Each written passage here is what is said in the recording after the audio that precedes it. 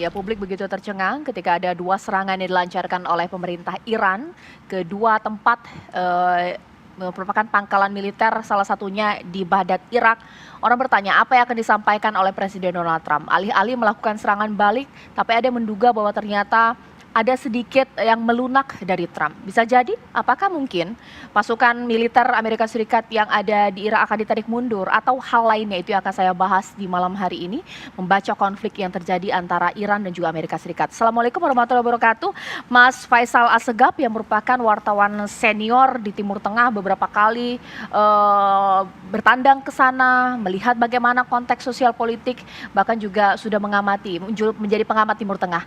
Selain itu juga ada Mas Ismail Amin yang merupakan Presiden Ikatan Pelajar Indonesia di Iran. Assalamualaikum, selamat malam waktu Indonesia, Mas Ismail Amin.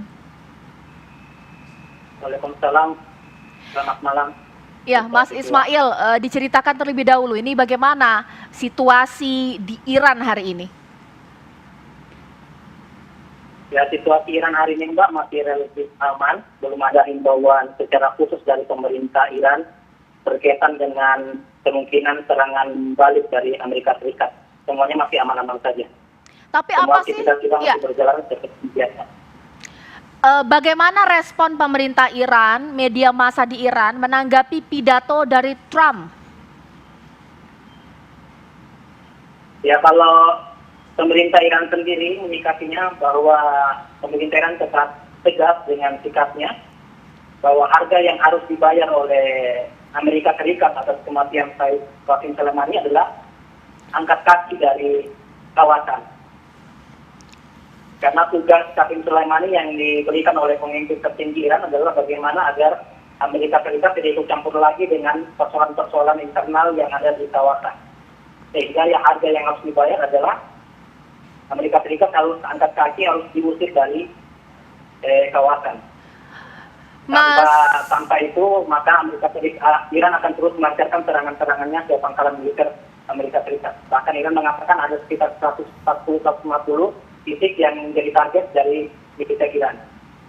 Oke, belum ada keputusan apakah ada serangan ketiga yang dilancarkan oleh militer Iran? Ya, militer Iran sebagaimana yang saya katakan tadi, kita belum tahu kapan dan bagaimana serangan selanjutnya. Sudah disampaikan sebelumnya bahwa ada 13 skenario yang dipersiapkan oleh militer Iran untuk membalas serangan udara dari Amerika Serikat yang menggugurkan perwira tertingginya. Ya, ditahan dulu Mas Ismail, saya mau ke Mas Faisal. Mas Faisal Assegaf, karena sudah beberapa kali bertandang ke Iran ya, sebenarnya bagaimana? Kalau bisa kita menceritakan konflik ini begitu memanas dikarenakan seorang almarhum Qasim Soleimani. Apakah benar hanya seputar ini atau ada yang lebih besar lagi di balik peristiwa ini? Yang menarik dari konflik ketegangan yang eskalasi yang meningkat antara Amerika dan Iran, ada 3 hal yang menarik yang ingin saya sampaikan. Pertama, mengenai legalitas serangan itu sendiri. Ketika Amerika membunuh seorang komandan atau panglima negara lain yang tidak bersenjata, bukan dalam keadaan perang. Istilahnya dia datang ke negara lain dan bukan dalam keadaan perang, tiba-tiba dibunuh. Itu sama saja, wajar saja kalau menurut saya Iran marah. Kalau kita bisa ibaratkan, misalkan Panglima TNI kita datang ke negara lain, terus dianggap musuh, terus langsung ditembak. Nah itu satu. Jadi ada pelanggaran hukum di sini. Yang kedua, seperti pengakuan Perdana Menteri Irak Adil Abdul Mahdi, Qasim Soleimani ini tamu negara. Jadi Qasim Soleimani rencananya pagi itu pun akan bertemu dengan Adil Abdul Mahdi untuk menyampaikan pesan dari Saudi ke Iran lewat Soleimani. Karena Abdul Mahdi ini sebagai mediator untuk perundingan damai antara Arab Saudi dengan Iran. Itu satu.